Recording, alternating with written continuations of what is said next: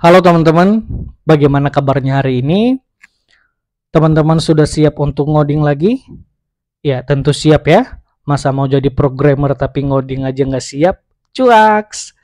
Oke, Oke, sekarang kita akan belajar tentang JavaScript, yang mana lebih spesifiknya kita akan belajar tentang looping di dalam JavaScript.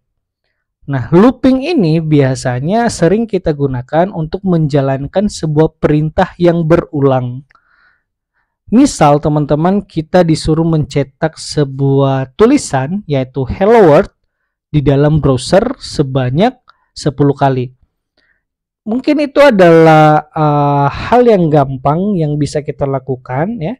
Kita hanya menuliskan dokumen, write line, kemudian kita isi dengan hello world seperti ini dan kita cetak sebanyak 10 kali. Tapi bayangkan teman-teman disuruh mencetak hello world ini sebanyak 1000 kali teman-teman. Oke ya, mungkin itu susah ya dan memang benar-benar susah gitu ya. Kita nggak bisa ngebayangin berapa waktu yang kita harus habiskan hanya untuk mencetak hello world sebanyak 1000 kali. Solusi yang bisa kita lakukan adalah menggunakan looping di dalam JavaScript. Looping yang akan kita bahas di sini ada 3. Yang pertama ada for, ada while, dan ada do while. Ketiga-tiganya sama, outputnya sama, mungkin hanya di dalam struktur kode yang berbeda. Kita akan membahas satu persatu. Yang pertama kita akan membahas tentang for. Nah, ketika kita mau melakukan sebuah looping, ya, ada 3 hal yang wajib kita pahami di dalamnya. Yang pertama yaitu inisialisasi nilai awal. Oke, teman-teman ya, mungkin saya cetak di sini inisialisasi nilai awal. Kemudian yang harus kita paham yang kedua yaitu kondisi, teman-teman ya. Lalu yang ketiga adalah perubahan terhadap nilai seperti ini. Ketiga hal ini kita harus wajib pahami ketika kita mau melakukan looping. Oke, ini saya hapus. Sekarang kita akan mencoba for, yang mana struktur kodenya seperti ini. For, misal yang pertama kita punya variabel angka dan nilainya kita buat 1, lalu angka lebih kecil dari 5, lalu angka plus seperti ini. Dan di sini kita bisa membuat dokumen write line angka seperti ini. Nah, ini adalah contoh looping yang menggunakan for, teman-teman ya. Kalau kita ingat yang saya bilang tadi adalah inisialisasi, kondisi, dan perubahan terhadap nilai.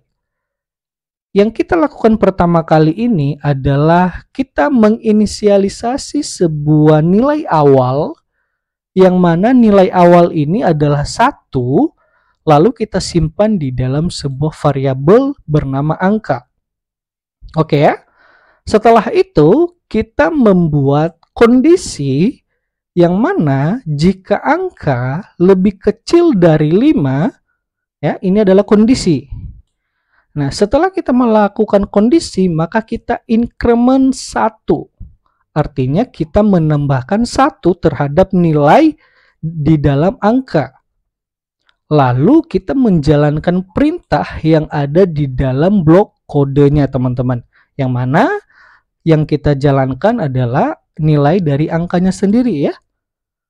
Oke. Pertama ya teman-teman, saya ulangi. Pertama kita melakukan inisialisasi, kemudian kondisi, kemudian perubahan nilai. Kita coba bedah lebih dalam. Ini kan mencetak 1 sampai 4, sedangkan kita memberikan kondisinya sampai 5. Oke. Yang pertama angka ya, yang pertama angka sama dengan 1. Ini artinya nilai angka ini, variabel angka ini memiliki nilai awalan 1 ya, nilai awalnya 1. Kondisinya jika angka lebih dari 5 gitu ya, maka di sini kita bisa melihat bahwa hasilnya true atau false. Itu ya. Apakah angka lebih kecil dari 5? Hasilnya true. Oke. Jika nilainya true, maka akan diincrement 1. Yang mana di increment 1 ini secara tidak langsung nilai dari variabel angka bertambah 1 jadinya 2, teman-teman ya. Setelah di increment, maka akan dicetak 1 kali. Muncullah 1 di sini, teman-teman ya. Oke. Setelah dicetak, maka sekarang nilainya berisi 2, teman-teman ya. Nah, dicek lagi sama dia, apakah 2 ya, apakah 2 lebih kecil dari 5 gitu ya. Nah, nilainya true atau false? Masih true ya. Nah, dicek lagi di sini atau di increment. Setelah nilainya true di sini, maka di increment 1. Sekarang nilainya jadi 3 ya. Nah, setelah di increment, maka dia akan mencetak ke layar 1 kali. Maka di sini muncul 2 gitu ya, teman-teman ya. Lalu dia akan cek lagi nilai dari variabelnya. Sekarang kan sudah berisi 3 ya. Dia akan mengecek lagi nih, apakah 3 lebih kecil dari 5? False atau true? True ya, maka di increment 1. Kemudian setelah di increment, dicetak lagi ke layar teman-teman. Jadinya 3. Oke. Nah, dicek lagi sekarang nilainya berapa teman-teman setelah di increment di sini. Nilainya 4 ya. Maka dicek lagi, apakah 4 lebih kecil dari 5? True atau false? Hasilnya true. Maka di increment lagi 1 kali. Setelah di increment, dicetak lagi ke layar 1 kali. Jadinya 4 kali di sini. Nah, sekarang nilainya ini berapa teman-teman? 5 ya. Karena sudah di increment di sini. Nah, dicek lagi sama dia teman-teman. Apakah 5 lebih kecil dari 5? Nilainya false atau true? Nah, sekarang nilainya false teman-teman ya. Mengapa? Karena 5 itu tidak lebih kecil dari 5. Nah, ketika nilainya sudah false, maka ini tidak akan dijalankan teman-teman ya. Ya. Setelah nilainya false, maka akan berhenti di sini dan ini tidak akan dijalankan.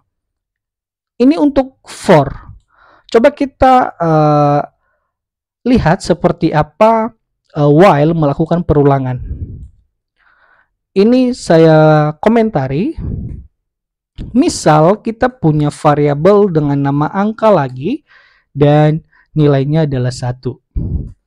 While kita buat perulangannya, while seperti ini, angka lebih kecil dari 5, lalu perintah yang kita jalankan yaitu dokumen writeLine angka, dan di sini kita increment angkanya seperti ini. Oke.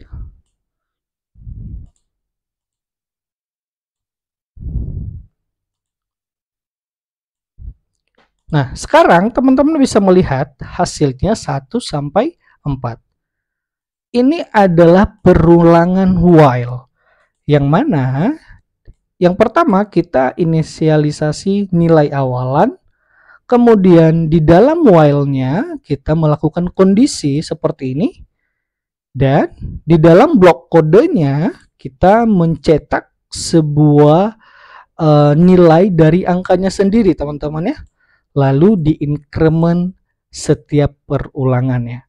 Saya tidak menjelaskan dari awal seperti apa proses perulangannya, tapi yang jelas teman-teman, ini akan melakukan perulangan selama nilainya bernilai true. Oke ya. Dia akan melakukan perulangan selama nilainya bernilai true. Ketika nilainya berubah jadi false di sini, di dalam kondisinya, maka ini tidak akan pernah dieksekusi. Sekarang mungkin teman-teman bayangkan Sekarang coba deh kita ubah nilainya menjadi 4. Oke ya.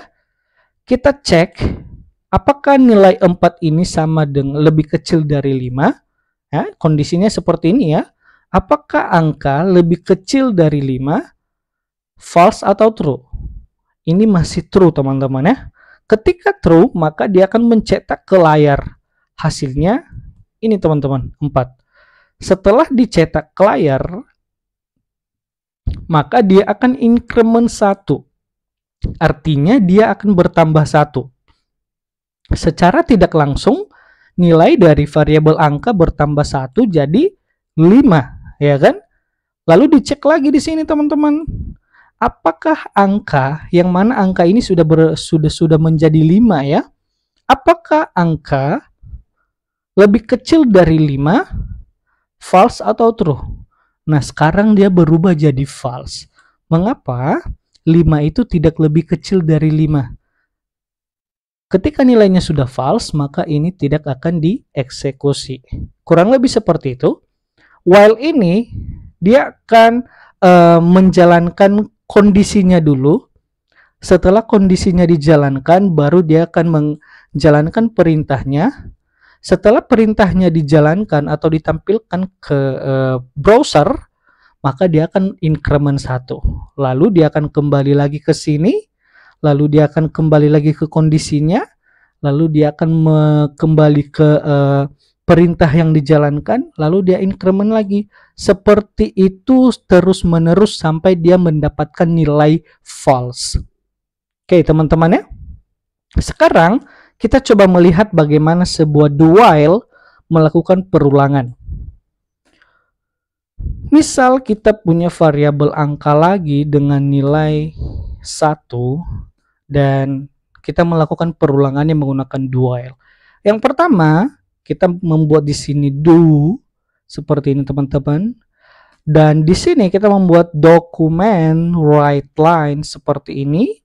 Lalu angkanya ya. Kemudian di sini kita increment dan di sini adalah while-nya. Dan while-nya ini berisi kondisi seperti ini, angka lebih kecil dari 5. Oke ya.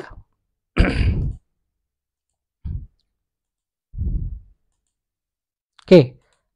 Teman-teman lihat, sekarang do while berubah struktur kodenya. Yang mana ini tetap inisialisasi tetap berada di pertama. Kemudian hal yang akan dilakukan setelah diinisialisasi yaitu menjalankan perintahnya. Setelah perintah dijalankan, dia akan increment 1. Yang secara tidak langsung nilai yang diincrement ini bertambah di sini teman-teman ya. Setelah diincrement, maka dia melakukan kondisi lagi teman-teman.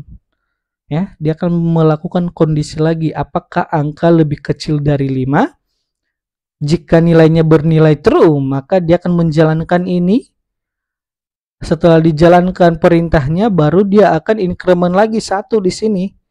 Yang mana ketika di-increment lagi, ya, secara tidak langsung di sini berubah nilainya ditambah 1. Setelah di-increment, maka dia akan mengecek lagi kondisinya, apakah angka lebih kecil dari 5, maka ketika true akan dijalankan perintahnya, ketika false maka kode ini tidak akan dieksekusi. Oke teman-teman ya, saya ingatkan sekali lagi bahwasanya perintah di dalam blok kode ini akan dijalankan ketika nilai dari kondisinya bernilai true. Oke ya, selama nilainya bernilai true akan tetap dijalankan, dan nilainya ketika bernilai false maka kode ini tidak akan pernah dijalankan.